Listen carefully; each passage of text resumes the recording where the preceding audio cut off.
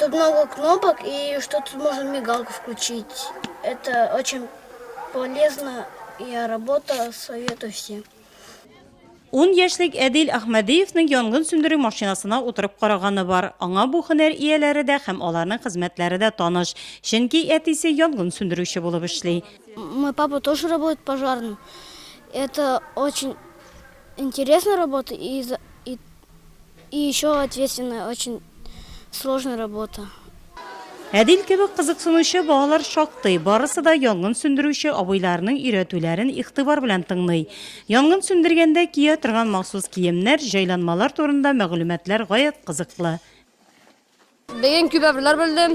Ничек булай пожар булса, ирәндем ничек дустымны калдырмаска, ятлап калса иртүк. Тагы нәрсә, дусларымны калдырмаска, билмәләрендә бөтенсен яшәргә.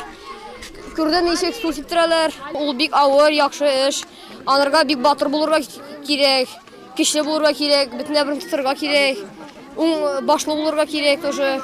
Бүгенге көндә безнең Шияле алан лагерында 125 бала ял итә. Без һәр даим аларга куркынычлы кагыйдәләрне әйтеп торабыз. Смена башлануга зур мәйданга җыеп, аларга кагыйдәләрне аңлатабыз.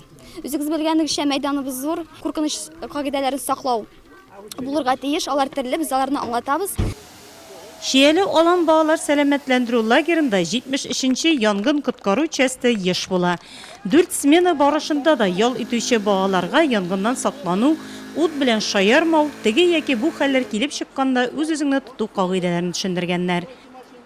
73-нче янгын коткару части хезмәткәрләре белән бердәмлектә Шияле алан сәламәтләндерү лагерында балалар һәм эшче персоналлары белән янгын чыккан очракта эвакуацияләр буенча укулар үткәрелгән.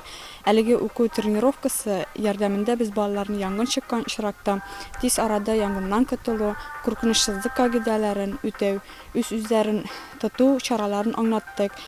Балаларның ялы тәмамланып килә, уку елы башланырга санаулы көннәр калып бара. Биредә алган күнекмәләр хәтерләрендә сакланачак, чөнки балалар бер кагыйдәне яхшы белә.